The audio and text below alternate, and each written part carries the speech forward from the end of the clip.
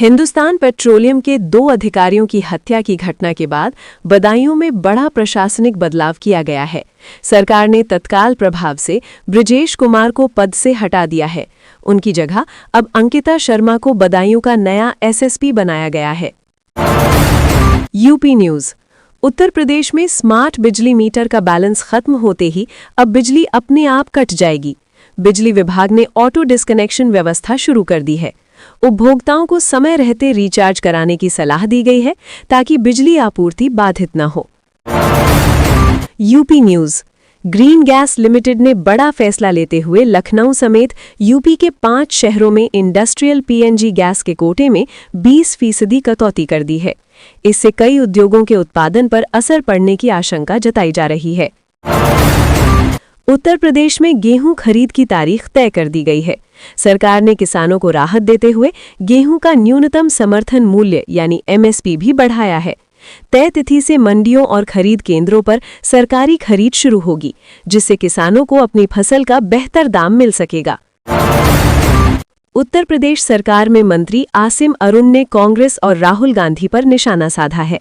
उन्होंने कहा कि पहले कांग्रेस कांशी राम को अछूत मानती थी, लेकिन अब वोट के लिए राहुल गांधी नाटक कर रहे हैं। इस बयान के बाद प्रदेश की राजनीति में बयानबाजी तेज हो गई है। प्रयागराज में रेलवे स्टेशन और बस अड्डों पर अपनों से बिछड़ने वाले बच्चों की मदद के लिए विशेष डेस्क बनाई जाएगी। इस डेस्क पर पुलिस और कर्मचारी तैनात रहेंगे, जो भटके हुए मासूमों को सुरक्षित रखकर उनकी परिजनों से मिलाने में मदद करेंगे। बरेली के सिरौली इलाके में पुलिस ने अवैध अफीम की खेती का खुलासा किया है। छापेमारी के दौरान खेतों में उगाई गई पोस्ता फसल बरामद की गई। पुलिस ने 2 लोगों के खिलाफ मुकदमा दर्ज कर लिया है और मामले की जांच शुरू कर दी है। इंटर की परीक्षा देने गई 6 छात्राएं घर वापस नहीं पहुंची। 24 घंटे बीतने के बाद भी उनका पता नहीं चलने पर ग्रामीणों में आक्रोश फैल गया। लोगों ने थाने का घेराव कर हंगामा किया और छात्राओं को जल्द खोजने की मांग की। पुलिस का कहना है कि टीम बनाकर तलाश शुरू कर दी गई है और मामले की जांच जारी है। प्रधानमंत्री किसान सम्मान निधि की 22वीं किस्त किसानों के खातों में पहुंच गई है। सरकार ने करीब 78.46 करोड़ रुपए सीधे लाभार्थियों के बैंक खातों में ट्रांसफर किए हैं। इससे किसानों को खेती से जुड़े खर्चों में आर्थिक सहायता मिलेगी। UP news. उत्तर प्रदेश में एसआई भर्ती परीक्षा आज से शुरू हो गई है। परीक्षा प्रदेश के 1090 केंद्रों पर आयोजित की जा रही है। अभ्यर्थियों को प्रश्न पत्र पढ़ने के लिए 5 मिनट का अतिरिक्त समय भी दिया जाएगा। परीक्षा को शांतिपूर्ण ढंग से कराने के लिए कड़े सुरक्षा इंतजाम किए गए हैं। UP news. योगी आदित्यनाथ आज सहारनपुर दौरे पर रहेंगे। यहां वो करीब 75 करोड़ रुपए के विकास कार्यों की समीक्षा करेंगे और अधिकारियों के साथ बैठक कर परियोजनाओं की प्रगति की जानकारी लेंगे। प्रशासन ने दौरे को लेकर तैयारियां पूरी कर ली हैं। अयोध्या में 4.74 करोड़ रुपए की लागत से आधुनिक अग्निशमन केंद्र बनाया जा रहा है। इस केंद्र में अत्याधुनिक फायर ब्रिगेड वाहन और उपकरण होंगे। आग से बचाव के लिए अलार्म सिस्टम भी लगाए जाएंगे, जिससे आपात स्थिति में तुरंत सूचना मिल सके और तेजी से राहत कार्य किया जा सके। इंडियन आर्मी में एटा जिले के भाई बहन ने एक साथ इतिहास रच दिया है। मानसी और प्रियांशु दोनों को एक साथ लेफ्टिनेंट का तमगा मिला है। दोनों की सफलता से परिवार और जिले में खुशी की लहर है। उनकी इस उपलब्धि को युवा वर्ग के लिए प्रेरणादायक माना जा रहा है। UP news. उत्तर प्रदेश में स्कूली बच्चों की सुरक्षा को लेकर बड़ा अभियान शुरू किया गया है। 15 अप्रैल तक सभी स्कूल बसों की फिटनेस जांच कराई जाएगी। परिवहन विभाग बसों के कागजात, फिटनेस, फायर एक्सटिंग्विशर और सुरक्षा मानकों की जांच करेगा ताकि बच्चों का सफर सुरक्षित रहे। UP news. योगी आदित्यनाथ के निर्देश पर पेट्रोल, डीजल और एलपीजी की जमाखोरी रोकने के लिए प्रदेश भर में कार्यवाही तेज की गई।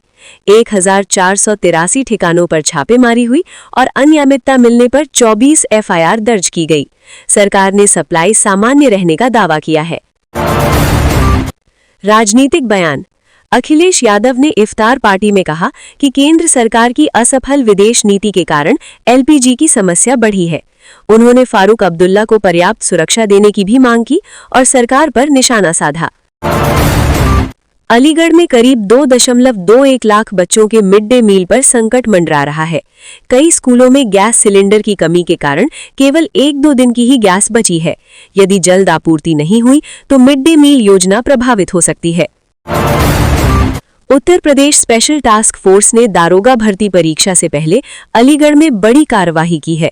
सॉल्वर गैंग से जुड़े 2 संदिग्धों को पकड़ लिया गया है। पुलिस दोनों से पूछताछ कर रही है और परीक्षा में नकल कराने वाले नेटवर्क की जांच की जा रही है। ओम प्रकाश राजभर ने स्वामी अविमुक्तेश्वरानंद पर निशाना साधते हुए कहा कि वो शंकराचार्य नहीं बल्कि सपा के नेता की तरह बयान दे रहे हैं। राजभर के इस बयान के बाद प्रदेश की राजनीति में नई बहस छिड़ गई है। एक विवाहिता की संदिग्ध मौत के मामले में पुलिस ने उसके पति को हिरासत में ले लिया है। महिला का शव 10 मार्च को घर के अंदर मिला था। मामले की सूचना मिलने पर पुलिस ने जांच शुरू की और पूछताछ के लिए पति को हिरासत में लिया। पुलिस अब मौत के कारणों की जांच कर रही है। सीएमओ कार्यालय का अधिकारी बनकर एक युवक ने युवती से 1,15,000 रुपए की ठगी कर ली। आरोप है कि आरोपी ने खुद को अधिकारी बताकर युवती को झांसे में लिया और पैसे ऐंठ लिए। साथ ही यौन उत्पीड़न के केस में फंसाने की धमकी भी दी। शिकायत के बाद पुलिस ने मामला दर्ज कर जांच शुरू कर दी है। उत्तर प्रदेश में 48 पुलिस अधिकारियों को जल्द प्रमोशन मिलने जा रहा है। इसके साथ ही सीओ यानी क्षेत्र अधिकारी पद पर पदोन्नति को लेकर भी सहमति बन गई है। शासन स्तर पर प्रस्ताव को मंजूरी मिलने के बाद जल्द ही आधिकारिक आदेश जारी किए जा सकते हैं। कन्नौज में जयमाल के मंच पर दूल्हे ने अचानक 50,000 रुपए की मांग कर दी। दहेज की मांग से नाराज दुल्हन ने शादी करने से साफ इनकार कर दिया। इसके बाद हंगामा हो गया और बारात को बिना शादी किए ही औरैया वापस लौटना पड़ा। Weather updates. उत्तर प्रदेश में इस समय मार्च में ही अप्रैल जैसी गर्मी महसूस हो रही है। कई शहरों में तापमान सामान्य से 4-5 डिग्री ज्यादा दर्ज किया जा रहा है। मौसम विभाग के अनुसार ये गर्मी अगले 2-3 दिन जारी रह सकती है।